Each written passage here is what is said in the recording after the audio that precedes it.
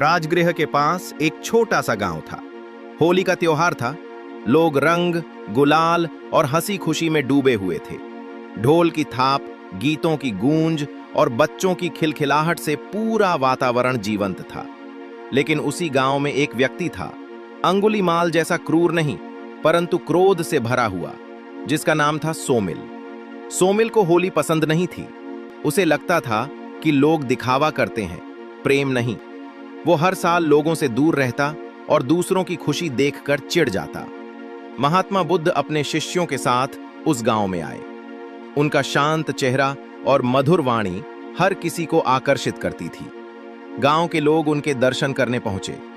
बुद्ध ने देखा कि सभी खुश हैं, लेकिन एक व्यक्ति दूर खड़ा है, सोमिल।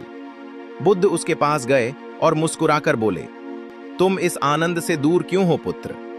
सोमिल ने गुस्से में उत्तर दिया, ये सब झूठा है। लोग एक दूसरे से प्रेम नहीं करते, बस रंग लगाकर दिखावा करते हैं। बुद्ध ने शांत स्वर में कहा, यदि तुम्हें लगता है कि प्रेम नहीं है, तो क्यों न तुम स्वयं प्रेम बन जाओ? यह सुनकर सोमिल और क्रोधित हो गया। उसने पास रखी रंग की बाल्टी उठाई और बुद्ध पर फेंक दी। चारों ओर सन्नाटा छा गया। शिष्य चौंक गए, पर बुद्ध शांत रहे। बुद्ध ने अपने वस्त्रों से रंग टपकते हुए भी मुस्कुराते हुए कहा, धन्यवाद, तुमने मुझे अपने रंग में रंग दिया। अब क्या तुम मेरे रंग को स्वीकार करोगे? सोमिल चौंक गया। आपका रंग?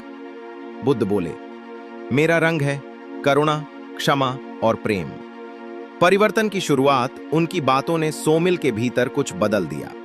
उसने पहली बार महसूस किया कि सच्ची होली रंगों से नहीं, बल्कि दिलों से खेली जाती है।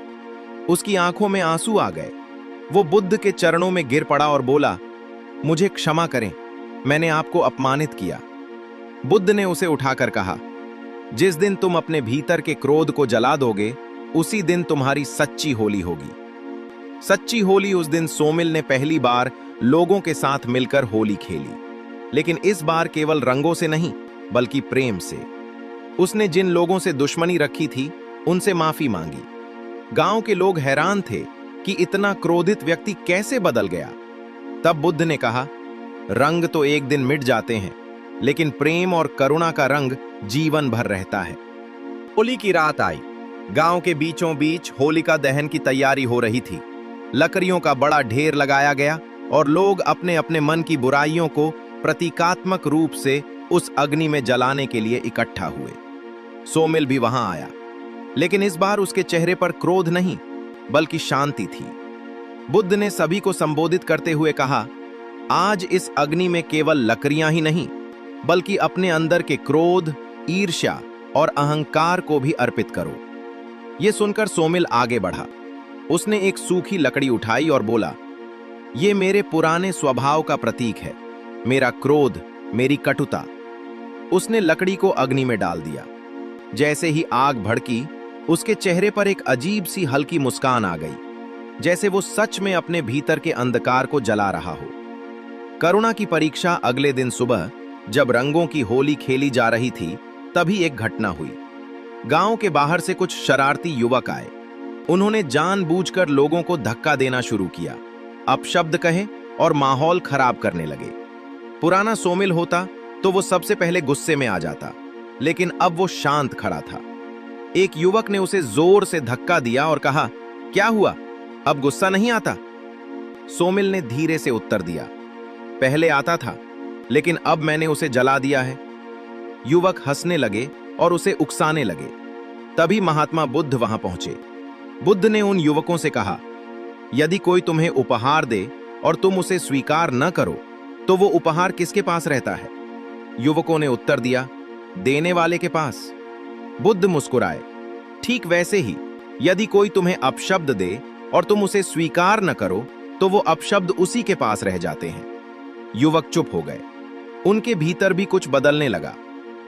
पूरे गांव में यह बात फैल गई कि असली होली रंगों से नहीं, बल्कि व्यवहार से खेली जाती है।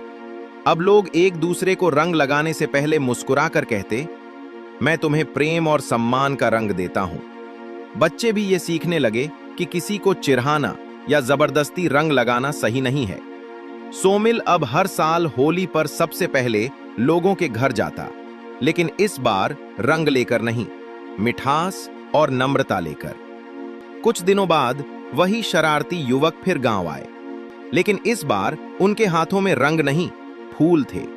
वे सीधे बुद्ध के पास गए और बोले, हमें क्षमा करें, हम समझ गए कि सच्ची खुशी दूसरों को दुख देने में नहीं, बल्कि उन्हें खुश करने में है। बुद्ध ने उन्हें आशीर्वाद दिया और कहा, जिस दिन तुम दूसरों के सुख में अपना सुख ढूंढ लेते हो, उसी दिन तुम्हारा जीवन रंगों से भर जाता है।